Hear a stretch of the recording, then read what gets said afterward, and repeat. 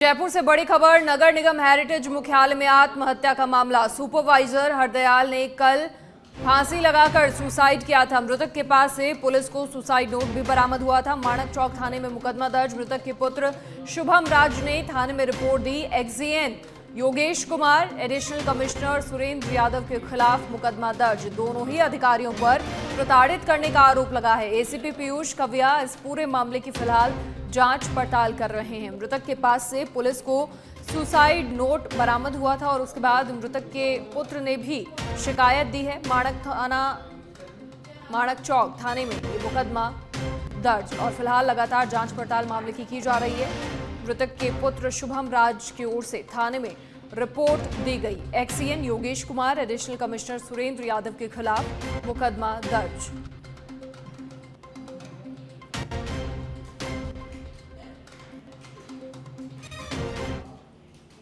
जैसलमेर के पास स्थित ऐतिहासिक ग्राम अमरसागर के ग्रामीणों का शहरी क्षेत्र में शामिल किए जाने के खिलाफ विरोध लगातार तेज होता जा रहा है। ग्रामवासियों ने 5वीं बार जिला कलेक्टर को ज्ञापन सौंपते हुए मांग की है कि अमरसागर को पूर्ववत ग्राम पंचायत के रूप में ही बनाए रखा जाए। ग्रामीणों ने आरोप लगाया कि वो विधायक छोटू सिंह भाटी और जिला कलेक्टर से भी बार बार गुहार लगा चुके हैं, लेकिन अब तक कोई ठोस कार्रवाई नहीं हुई है।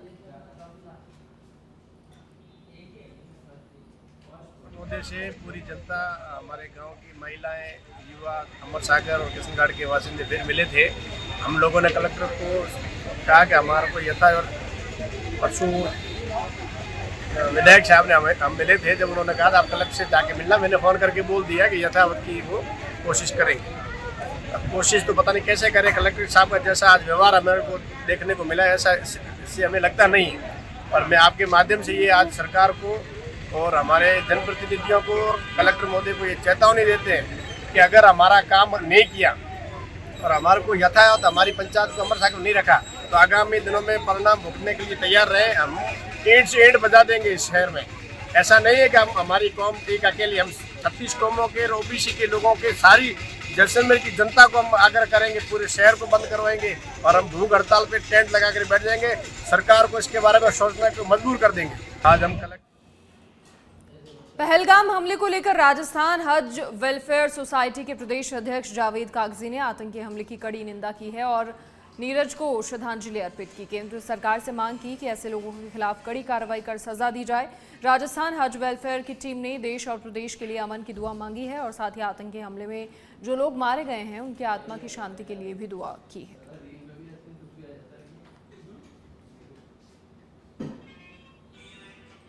ये नहीं देखता कि मैं किसको मार रहा हूँ, क्या है। पहली बात तो वो इंसान नहीं, वो राक्षस था। और राक्षस जिसको मारता है वो ये कभी नहीं देखता कि मैं इंसान को मार रहा हूँ, एक किस जात का है क्या नहीं है। अगर हाँ, मैंने भी सुना है कि इसमें काफ़ी मुसलमान थे इसके अंदर और हिंदू भी हैं, तो ये तो इंसानियत को खत्म किया था। हिंदू मुसलमान सब कहाँ है? ये तो इंसानियत को कत्ल किया उन्होंने। इंसानियत में सभी धर्म के लोग आते हैं। अभी जो सरकार द्वारा कदम उठाया जा रहा है, जैसे आपको आतंकवादियों को खत्म करने में, उसको लेकर के क्या सोचते हैं, क्या कहना चाहेंगे?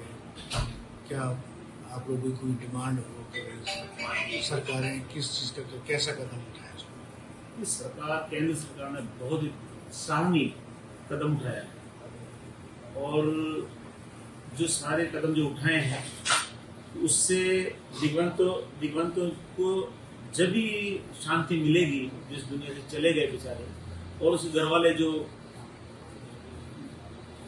आज उनको सब्र जब आएगा कि जब ये एक्शन लिया केंद्र सरकार ने और उनका जब तक उनका बदला नहीं लिया जाएगा। और मुझे उम्मीद है कि जल्द से जल्द इसको आतंकवादी। अजमेर जिले के हरिभाव उपाध्याय नगर थाना क्षेत्र के एक झोपड़ी से मजदूर का शव मिलने का मामला सामने आया, जिसमें सामने आया है कि युवक की हत्या उसके ही साले ने की और पुलिस को झूठी जानकारी भी दी। फिलहाल पुलिस ने आरोपी को गिरफ्तार कर लिया है और मामले की विस्तृत जांच जारी है।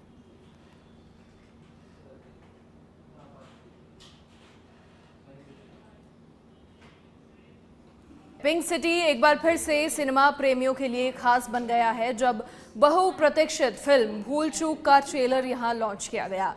इस मौके पर फिल्म की स्टारकास्ट और निर्माता निर्देशक भी मौजूद रहे। फिल्म के कलाकार राजकुमार राव ने बताया कि इस फिल्म में दर्शकों को खूब इंटरेस्टिंग होने वाली है फिल्म। और वहीं कलाकारों ने अपने अनुभव साझा करते हुए कहा कि जयपुर में ट्रेलर लॉन्च करना उनके लिए बेहद खास है।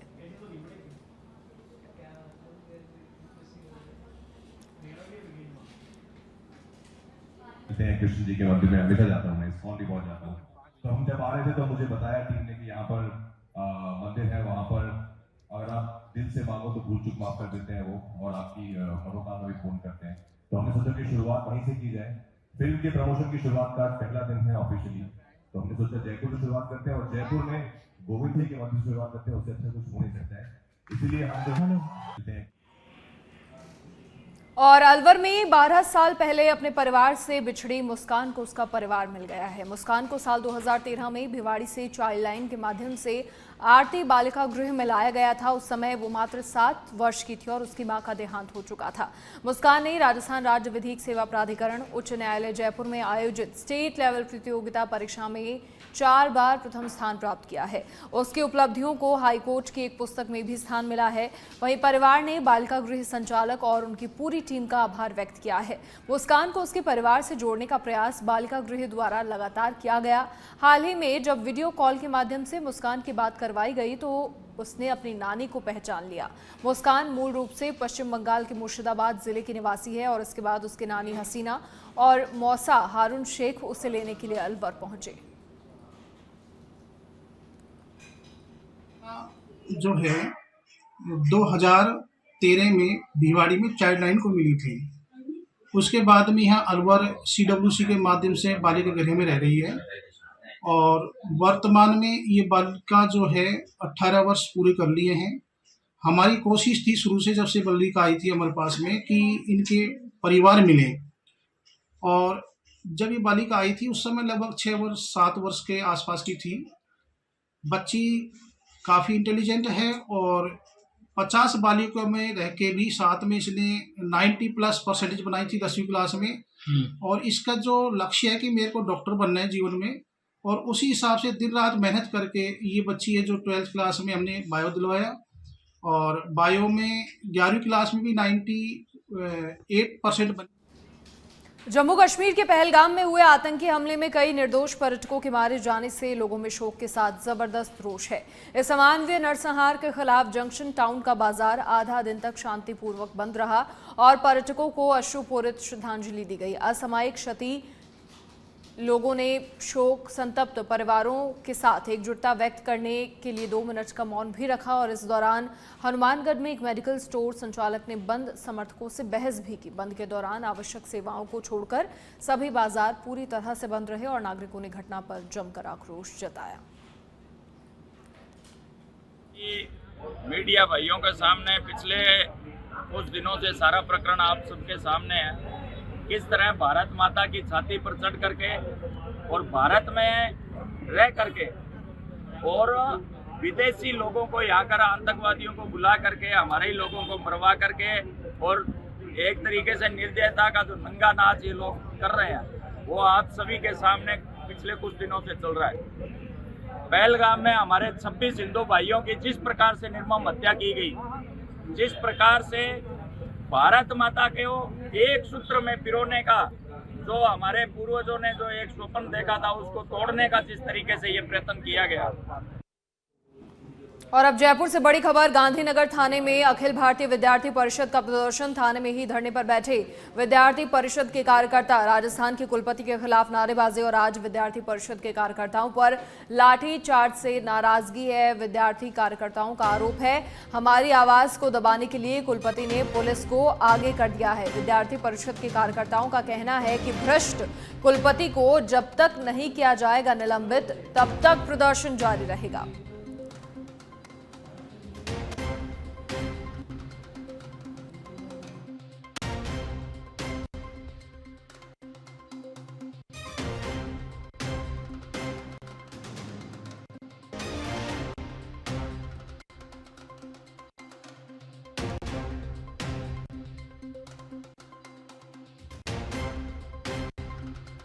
विद्यार्थी परिषद के कार्यकर्ता। जयपुर से बड़ी खबर, राजस्थान विश्वविद्यालय की कुलपति के खिलाफ नारेबाजी। गांधीनगर थाने में अखिल भारतीय विद्यार्थी परिषद का प्रदर्शन।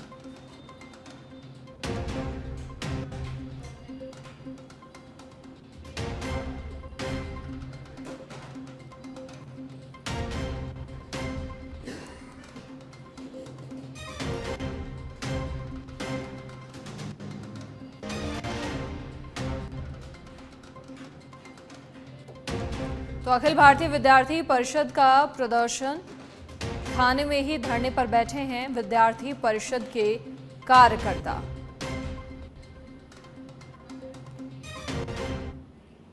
और अब धौलपुर के सरमथुरा से बड़ी खबर है, जहां पोखर में डूबने से 3 बच्चों की मौत। पोखर में नहाने के दौरान दर्दनाक हादसा हुआ। पुलिस ने तीनों बच्चों के शवों को पोखर से बाहर निकाला है। पुलिस ने शवों को पोस्टमार्टम के लिए भेजा है। सरमथुरा थाने के पीछे स्थित पोखर की घटना है।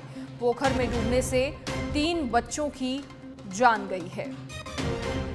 नहाने के लिए बच्चे गए थे और उसी दौरान यह हादसा हुआ।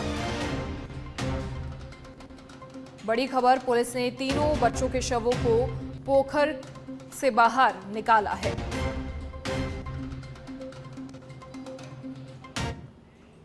और अब भीलवाड़ा के बनेड़ा से खबर है, जहां ट्रेलर और कंटेनर की भिड़ंत में चालक घायल। मानपुरा रोड पर हादसा हुआ। हादसे के बाद ट्रेलर चालक मौके से फरार। मेगा हाईवे पर लंबा जाम लग गया। हादसे की सूचना के बाद पुलिस मौके पर पहुंची।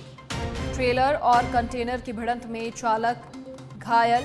बड़ी खबर, मानपुरा रोड पर मोड़ पर माफ कीजिएगा यह हादसा हुआ। हादसे के बाद ट्रेलर चालक मौके से फरार।